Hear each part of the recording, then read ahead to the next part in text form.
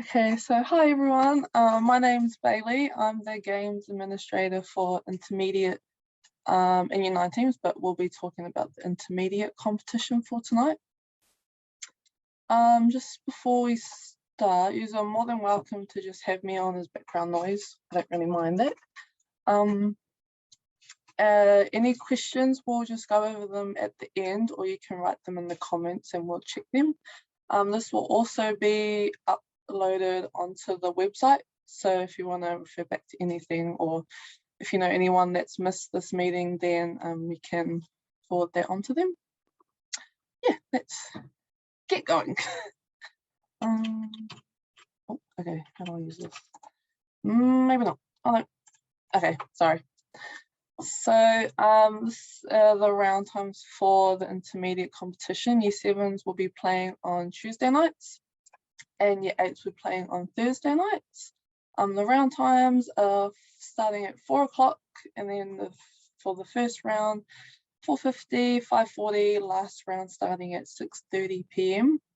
Those schools who are travelling will not be put on those early rounds to allow them time to come in. And then the arena will be used for grade 1 teams throughout the whole competition, but will not be used for the last round, as we need to leave that open for college premier teams on Tuesday and Thursday nights. The next one is the competition dates. So grading dates start the 3rd of May for year 7s and the 5th of May for year 8s, which I believe for, if not all, but majority will be first week back from school holidays. So just a reminder for all of you to just keep in touch with them. Then if at any point we do miss one of those dates, the Saver Day will be on the 14th of June for year 7s and the 16th of June for year 8s. Then moving into the competition, we'll start as you can see on the 21st of June for year 7 and the 23rd of June for year 8s, and then everyone will have a finals game at the end of the season. So just summary, there'll be 6 grading games, then 7 weeks of round robin games plus a finals game for everyone. Moving on to grading. Grading will consist of 6 games, so everyone will have 6 games and play one 40-minute game per week. Over this time, we will not allow time requests, so please be available during this. I know that I have been in contact with a couple schools due to school events, so that's fine, but if you can, try and be there during this time so then we can put the teams into suitable grades. It is important to ensure the score is correctly completed. We don't want teams to be out of whack in their grades. And then also draws, we will not allow draws during grading. So if by the final hooter there is a draw, the scorers must notify the umpires to continue the game until the next successful goal. And then this bottom note here, if top 4 teams are distinguishable after the first 3 grading, then they'll have a 3-week round robin prior to competition. So this will just be for the top 4 teams. If there is a clear top 4 after the first 3 weeks, they will have just a small round robin between themselves before the competition starts. Everyone else will continue with 6 games for grading. The next slide, just the rules. So teams must report to the control room upon arrival. This is to check in and then so that we know that you have arrived to the courts. Team attendance will be completed on the app. If you do have the old Netball North, the Netball North Harbour app from last year, this is old, so we do have a new one, which I will go over in the next few slides. And then just for attendance, any players filling in for your team must be added to the team attendance list. That you can just go into their teams, click the player that you need, and then you'll be good to go. And then anyone who is non-registered needs to be registered before taking the court. So this is just the app. Going over the app that I just mentioned. So this is going to be used for scoring and the team attendance. We do have scorecards, but they will only be available if you do not have access to the app. And then team attendance can be updated up to the time the score is submitted. So when you do your score, you submit it at the end of the game. But if you do miss a player that turned up late or anyone else that you might need to add, you can still add them before you submit your score. Once you get going onto the app, there will be a timer in the top right corner. That can be ignored, as we will still be going off the main clock that we have and that we have always followed. If doing score, the score is different on both. An alert will show up, a bright red alert, and then you can just adjust this as necessary during the breaks or even after the game if needed. And then at the conclusion of the game, you can just submit your score. So that's just for the app. And then this page, this is the web page that can be found on our website under draws and results. And then there'll be a tab with live scoring game day app. This has all the information that is needed to pretty much learn and understand how the app works. These videos on the side here, they are super easy and super helpful. So if you want to forward that onto your parents or anyone who believe would be doing your scoring, then I highly recommend you do that. And then just moving on to our competition rules. So the game times, we have 4 10-minute quarters on a 1-2-1 break, which is a 1-minute quarter break and a 2-minute half-time breaks. As normal, umpires will stop and start the game. And then Netball New Zealand rule, all players must play at least half of the game. Boys can take the court. There's just a maximum of 3 boys on at one time and not in the same circle. So they can be any position, just not 2 shooting or 2 defending. And then with substitutions, they must be made from a lower team. You cannot play someone from a higher team into a lower team. Otherwise, that will be an instant lose by default.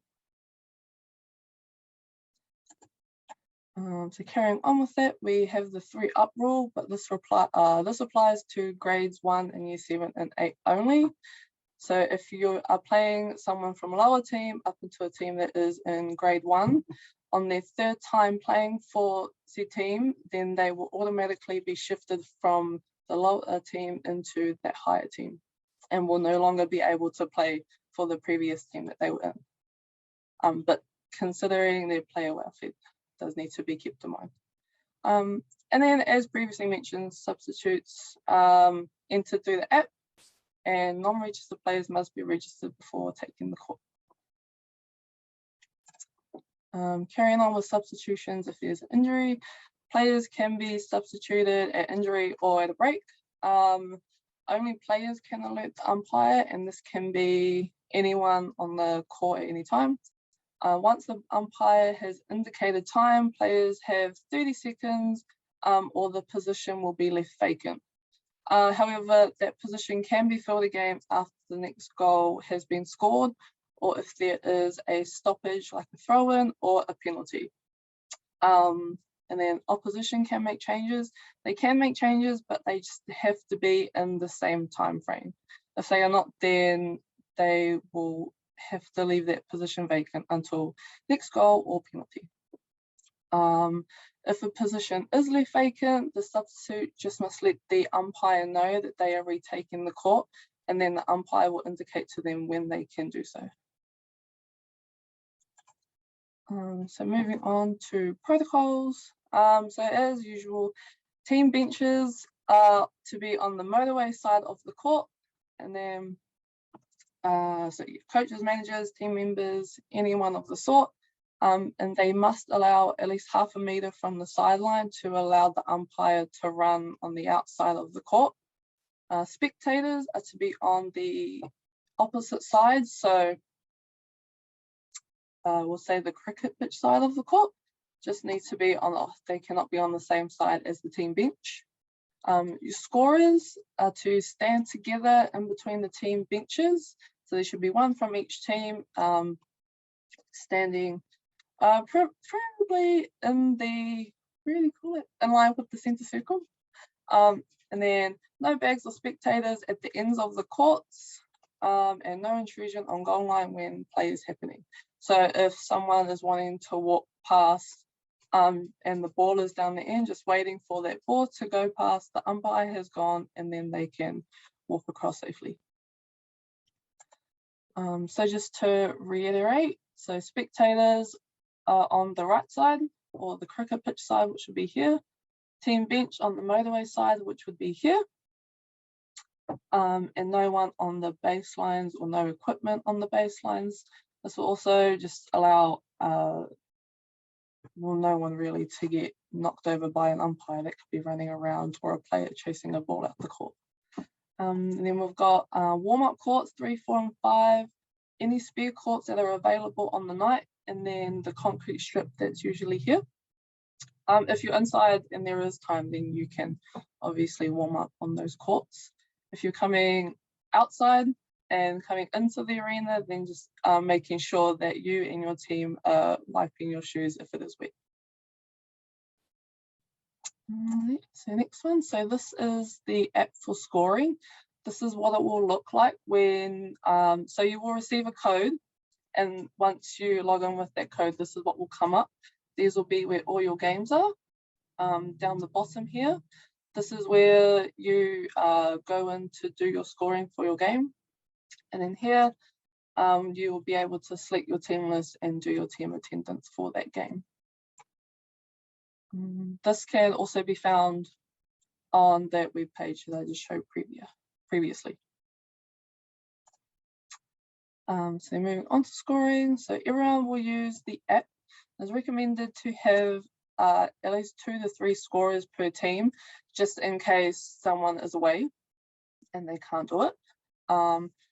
One person from each team to stand together as per protocols. If there is a muck up during the game, you can just carry on scoring and then double check during the breaks. But this is why it is important for both scorers to be next to each other, just to make sure you're kind of both keeping each other in check. Then once the game is over, ensuring the score is the same for both, and then you can submit. But of course, the flip charts will still be there for spectator enjoyment.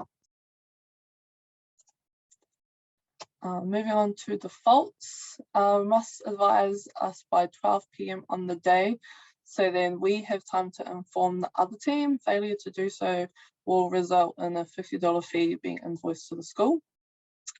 If you do default, please try and not contact the opposition yourselves. We will do that for you. And we also might have a team who has a bye that we can organise for a fun game if they would like. So please just leave that to us. And then lost by defaults, cannot field 5 players within 5 minutes of the commencement of the game. We will have an official come out just to ensure that if the game can go ahead, it does. Otherwise, that will be a loss by default if you cannot. Then, of course, as before, fielding a player from a higher graded team into a lower graded team, and having more than 3 boys on court or 2 boys playing in the circle. So uniforms, all players must be in the correct playing uniform. There can be exemptions which need to be applied via the school coordinator. Boys, I mean, if they want to, they can wear skirts and dresses, but just ensuring that they've got appropriate shorts and are in the same or similar uniform colours. All wearing the appropriate shoes and no track pants.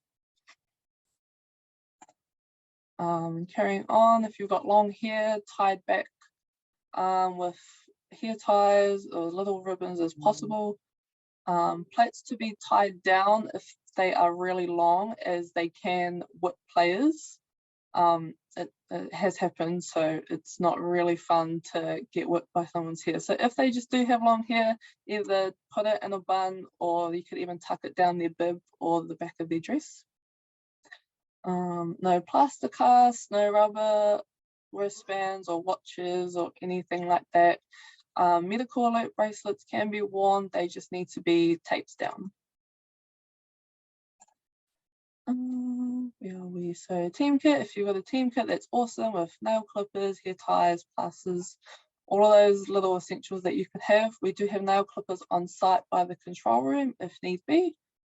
Physio is located, will be the SIC clinic that's next to the coffee shop for all your first aid needs or physio needs. Anyone under the age of 16 must be supervised by an adult. What else? Ice in the control. We will have a little bit of ice in the control room, but please just go to the SIC clinic. There will be, there's usually a grey bin that's sitting outside that you can just collect some ice bags if need be. And then anyone with a medical condition, just making sure that the adults who are with the team are aware of the condition and that there is the appropriate medication on site just if need be. So next one, umpires. So each team is to supply their own umpire. If they are a young umpire, just double checking that there is a support person for them on the sideline, making sure that they're okay and all that. Coaches, players and spectators are to respect the umpire's decision. They do have the final word and you can't really do much to make them change that. Don't approach them, as you know, that is their final word. If there are problems, please just report to the control room during the game, as that's where we can best solve issues. We can't do as much if it is reported after the game. Then for grades 1, for both year 7 and 8, a coach cannot umpire their own team. During grading, the umpires will be screened to make sure they are at the suitable level for the competition round.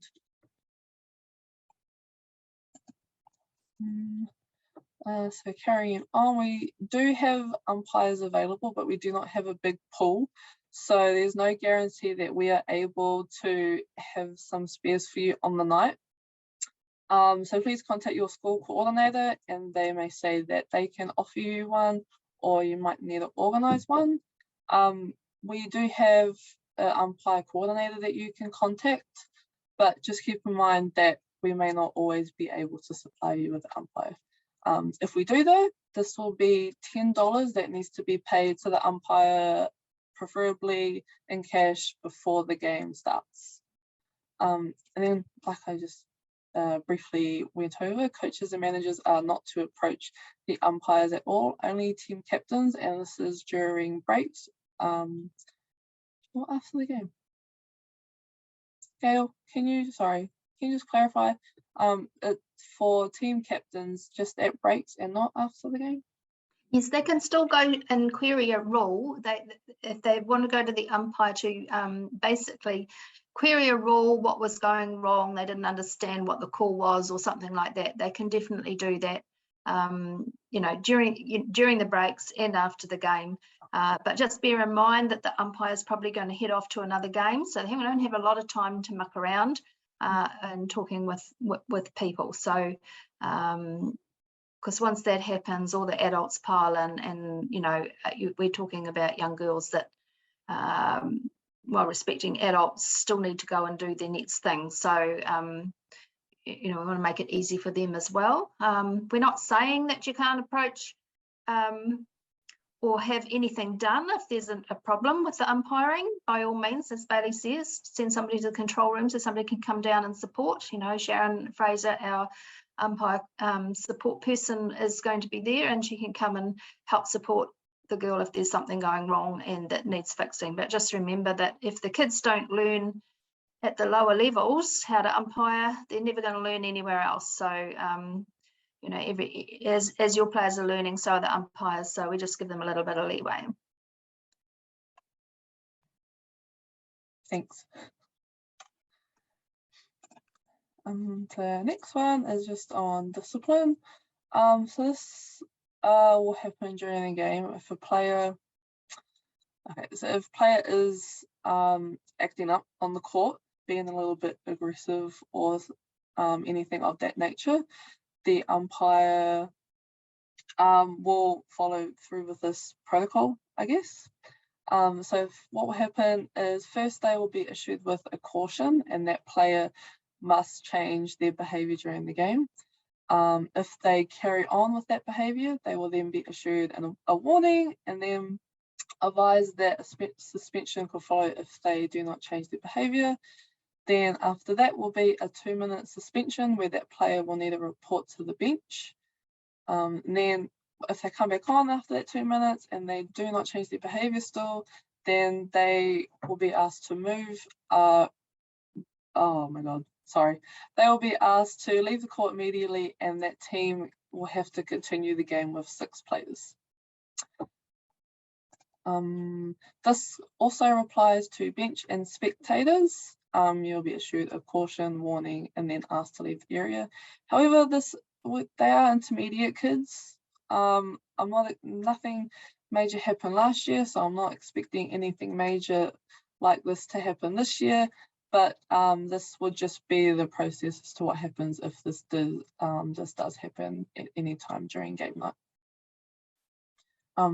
Yeah, as I say, any issues, please just come to the control room during the game as we can do our best to sort it. So next one is on cancellations. Netball is rarely cancelled. In extreme cases like weather or even how last year was COVID, we'll make the call by 1 p.m. if netball is cancelled or not. If nothing has been posted on our website or been sent out to schools to notify you, it will still be on. But you can check the website. That will also have a notice if it is or not. Please don't ring the office. We usually get a lot of calls if there is a lot of concern on the day, but if we haven't sent anything out to schools, then it will most definitely be on. If it is cancelled though, then we will try to get in touch with schools by 2 p.m. to let all of you guys know that there will be no game. So next one is on duty night. Duty night is just to support the control room personnel, manage the facility and any emergencies that might arise on the night. Each school has one night during the season, and they are just there to do the following, so making sure that everyone's following the rules at the court. These are posted around the facility, but sometimes people can just bypass these signs. So yeah, just no dogs, bikes, scooters, skateboards around the courts, no heels or umbrellas or anything pointy if you are in the arena or even on the courts, as it can produce bubbles and that takes a lot to get fixed. Then smoking, please do that outside, chewing gum, prams, or that to the side. If you're in the arena, only water bottles, no food or drink, no oranges as they can get really sticky. And they are very juicy, so it's a lot easier to track that around. If there are younger siblings, to just make sure that they are looked after and they are not running around inside and outside, especially the ramp. They love running up and down that ramp. And then warm-up courts, so using 3, 4, and 5, any spare courts, definitely not the car park as there's an obvious safety reason. But other than that, it's pretty chill. We just need 4 people over the whole night, so that can be rotated. Smaller schools will be with other smaller schools, and then bigger schools will be just on their own for that night. Then other notes, regulations, rules, policies, and all that will be found on our website. If you want to brush up on your rules for the sport, we do have rule books for sale. These can be found in the control room. I believe they're $7. And then COVID-19, we'll just go with the flow. We currently are in the red setting still, so we do have restrictions inside of 200 people. If you are inside, you must wear a mask unless you are playing. And then we are unlimited outside, so outside is okay. Then zero tolerance, so any inappropriate behaviour on court, off court, around the facility, please just come to the control room. The function room will be open for teams to use and to meet. Please do not use the cafe. This is only for the cafe. Court etiquette, so just being mindful of what you're doing and your area. It does get quite busy on game night, so for this example, when you're walking around courts and just waiting for the ball to get to the other end, if it is busy on the baseline that you are walking or the sideline that you are walking. Other than that, yeah, just being more aware. Car parks, so they'll be monitored by Māori wardens. When the Māori wardens are here, there will only be a left-hand turn upon exiting, as it does back up the line of traffic if there is right turns.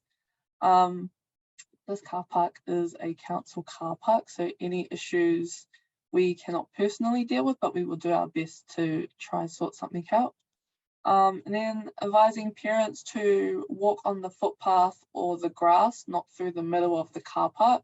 I'm sure you know that it does get quite busy, and adding foot traffic along to vehicle traffic is really chaotic. So just reminding them pretty much. And then safety, so big cars and little children do not mix because there is low vision. There's also bouncing balls going around, so making sure that you've got little kids that they are looked after. Any like balls or anything are not being bounced around the cars. You just never know, someone or something could pop out and could be blindsided, so just a safety thing. So your problems, reporting to the control room. It's hard to fix issues if you do come after the game. All players, team officials and spectators are representing their schools. So if there are any very big issues with any team or anything alike, we will contact the schools directly. But we don't want any problems. We want a positive, encouraging environment so these kids can thrive in the sport that we all love. So the next one. So just before the game, just making sure that you're checking the draw each week on our website. There will be a draw also in the window that leads into the cafe if you want to check there as well. Just making sure that everyone knows the time of the game, the court that they are playing on. If you do have an umpire organised, that they also know this information. Notice board, yep, so like I just said, the notice board and the entry to the cafe will have the draw. So even double checking that once you get to the courts, just in case there has been any changes or court changes. And then having the team list added up onto the app. Then with your team, ensuring uniform and footwear is suitable, that hair, nails and jewellery is checked. Jewellery. Please do not encourage your team to get any kind of piercings before the season. They will not be allowed to tape them. So if they cannot remove their piercings, then they will unfortunately not be allowed to take the court. This is just a safety hazard, not only for them, but for others, as it can get caught. Making sure that their bibs are ready to go. If you are arriving a little bit late, at least 10 minutes before your game to complete the above and just be settled. And then if you are outside and it's looking a bit cloudy, like it could rain, just having a bag for everyone's jackets and jumpers and whatnot, so they're all together and they don't get lost or get wet. Managers and coaches, so during the game, so ensuring that your scorer and the opposition mark the score together. Anything bad coming to the control room, not the office. And then hydration. So as you see here, making sure that the kids are drinking the correct fluids, like water during the game, and they're eating the right snacks before the game. So maybe some fruit or veggies instead of hot chips. That could be a nice after game treat. And then after, making sure that the score is checked and has been submitted by both teams, and that the area that you were in or that you had set up is just nice and clean upon departure. Oh, okay. Gail, could you help me out here? Yeah, this is a picture just depicting that there's all sizes at intermediate. People are growing at different growth spurts, so there's all shapes and sizes. And so, yeah, especially this was also part of the primary process. That's why they do their rotations in bits and pieces. So whilst your kids are all growing at different things, you may think about moving them if they're having struggles with their partner in bits and pieces. So just about being smart as a coach with kids and ensuring they get to see the ball.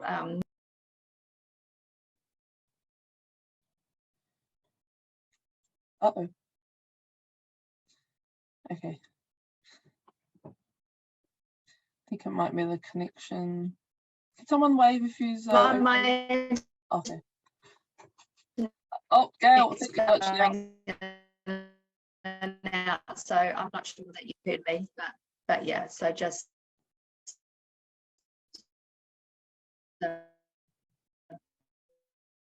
all sorts of different sizes playing at intermediate. So if they are struggling in a quarter,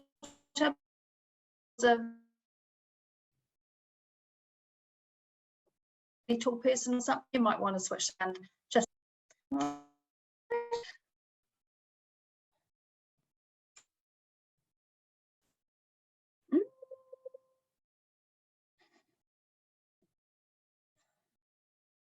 oh, okay, that's okay. No worries.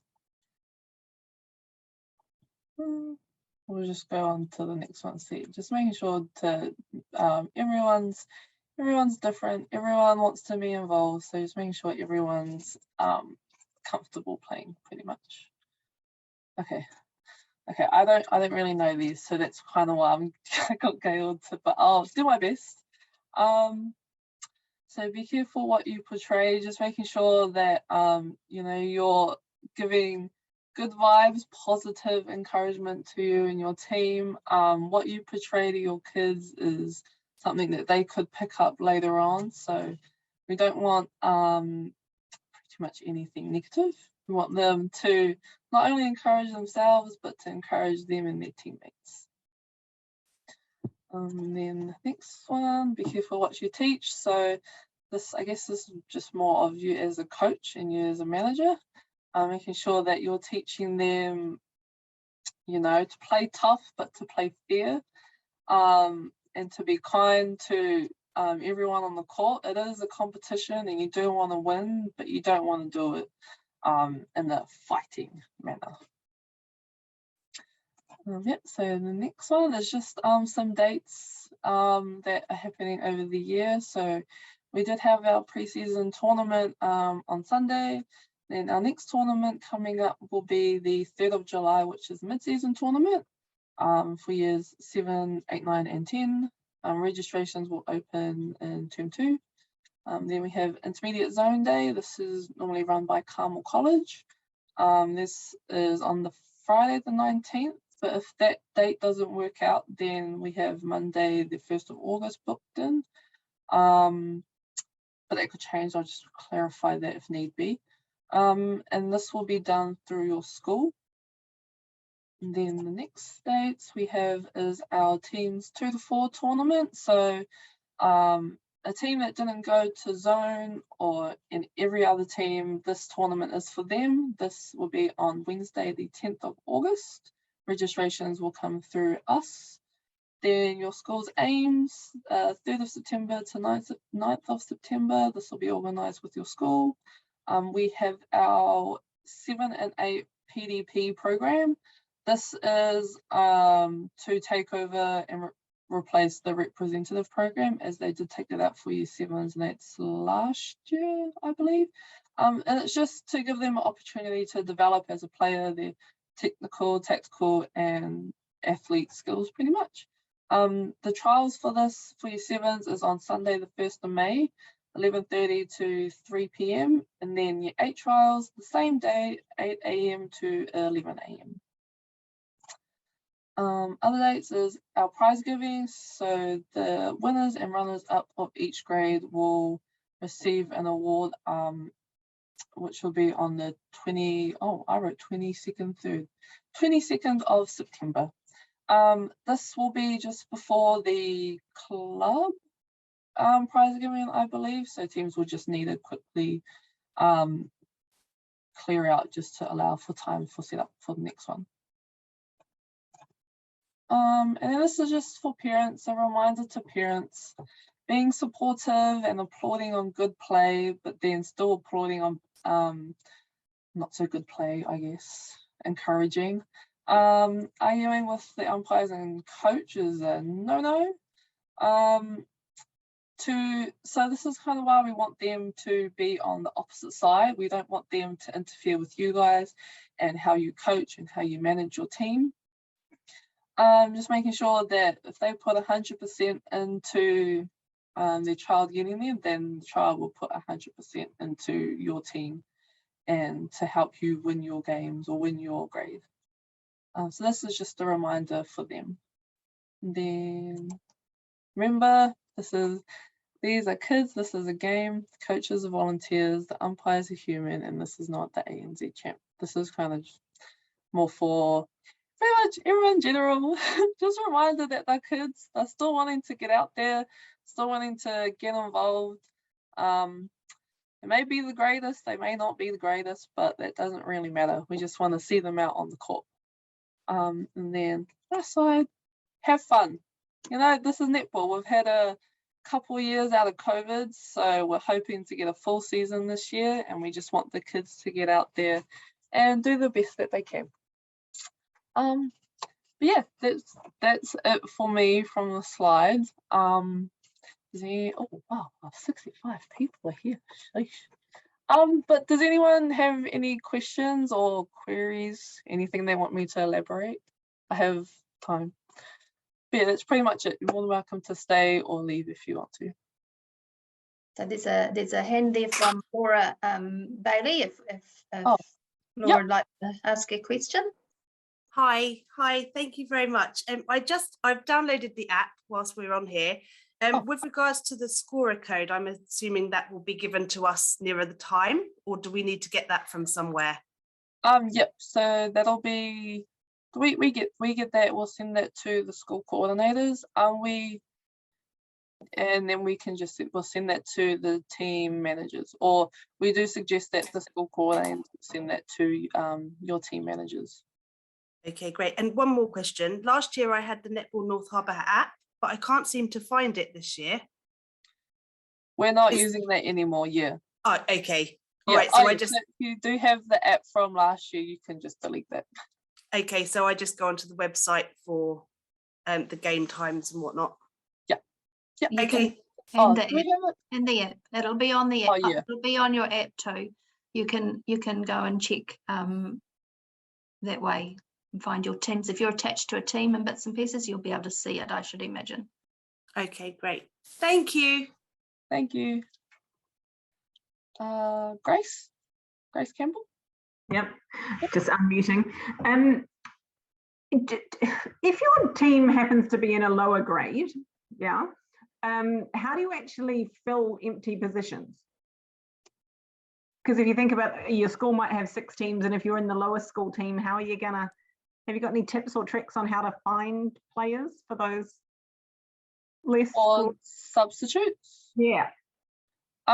We do allow, correct me, Gail, we do allow schools to, this is the only instance that we are allowing schools to pull from a higher team to a lower team. You must apply. You must apply to Netball North Harbour to interchange between your bottom 2 teams, and as long as they're not too far away in grade ability, that will be granted. Okay, so do you apply in advance, or do you Yes. or just do it on the day? Okay. Yes, no, you need to apply now for the season. Okay.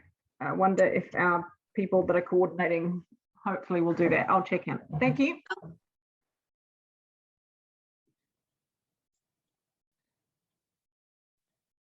Cool. Crystal? Any other questions? I've got. Can you Sorry. hear me? Oh, sorry. Is it too? I didn't know how to raise my hand on here. Oh, we'll go. Can you Crystal. send this presentation out to us? Yep. Cool. Yep, Thank you. Chelsea. Okay. So just a question I had: if you've got a very large team, like say 11 players, do you guys have any problem with having one or two on a bye so that they are not all having a half game every single week? If we explain it to the parents, that they'll actually get better game time if we don't have all 11 there every week. Yep, that's not a problem. What I suggest is you get the buy-in from the parents by saying to them, are you going to be away any particular week? You can nominate what week you want your child to stand down, and then you bring the others. But you do suggest you try and keep to 10 or 9 at the least, just in case people are late in traffic or something like that. So yep, if the team is happy to have a stand down, that is a good way to go. It Okay. makes everybody's life a little bit easier, and then you're not, you're also not hitting that traffic once a time. You can have a nice time off. Yeah. Thank you, Gail. Thanks for that.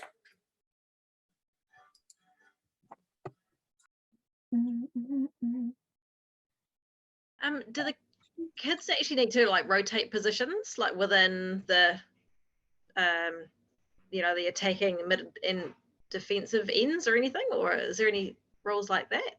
No, not for Same intermediate. positions all the time. Yeah, so if you have a strong goal attack, then you can keep them at goal attack. Sweet. Okay, cool. Thank you. You must remember though that strong person does have to have some time off like everybody else. So an even amount at this level, Netball New Zealand are encouraging fair play and equal amount of time on court.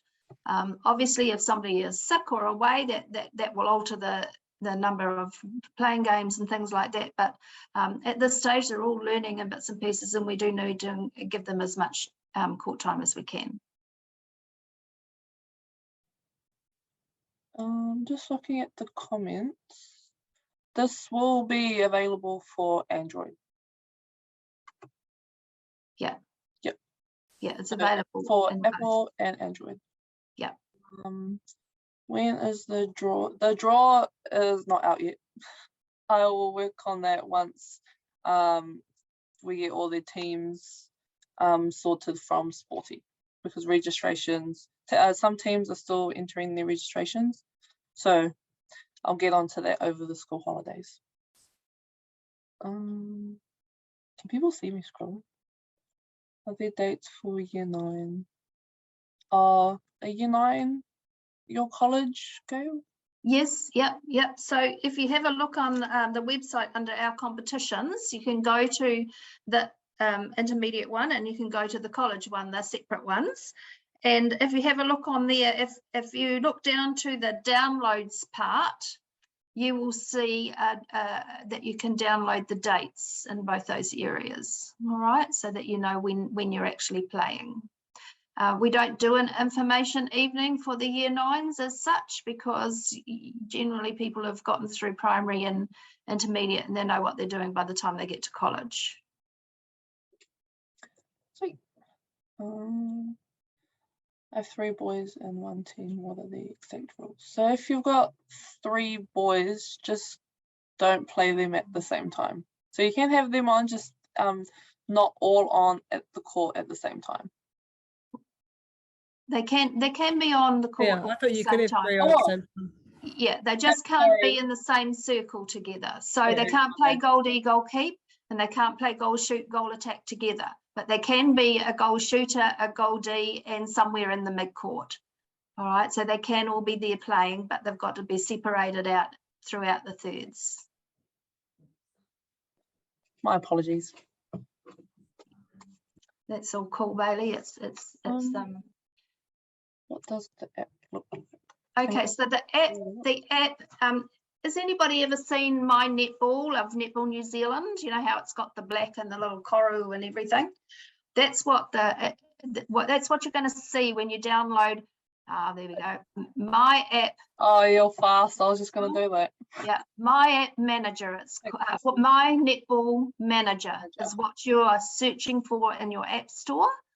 All right. Now, don't forget there are videos on our web pages there for you to actually have a look and instructions on how to go about it. So do have a look at those. They're full of information. They only go for like about 8 minutes or something like that. There's several different ones. So they're not long to watch. Well worth the value of having a look, and that'll help you familiarize with it. They are super easy to follow as well. It does a step-by-step on how to do teams and how to do your score and how to submit your score and everything. So I do recommend having a look at that. Yeah. And then there's, are you still going down the questions there, Bailey? One about the PDP. So that's part of our representative program part. So you'll need to look at that part of our website, because there'll be somewhere there to apply.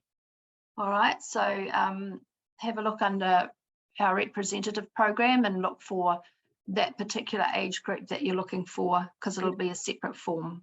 If you go on our website, I think it's under programs, and then at the bottom of programs there'll be a PDP option, and there'll be different registration links for Year 7 and Year 8. Yeah, it's not a representative program, it's a development program. Oh, thank you. Thanks. So are boys allowed to go along to that representative program, or is it just for girls? It's for anybody, but once again, it's not a representative program. Sorry, so the PDP. development program. Yeah. Yeah. Okay. So Yeah, boys it can can be go. anybody that's in their age 7 or 8. Okay. Cool. Any other questions? Any? No. All right then. All right, I think we'll finish here. Thank you guys for your time and your questions. If you do have anything else, just send them through and I'll filter them. If you enter the team into the preseason tournament, I will chuck up the results, because I have gotten a couple questions on that. So I'll chuck them up after this meeting. But yeah, thank you all, and I hope you have a good evening. I'll put that up on the website. I'll put it up on the website. Thanks so much, Bailey. That was great. Thank you. Thank you. Thanks, Gail. Thank you. See you on the courts.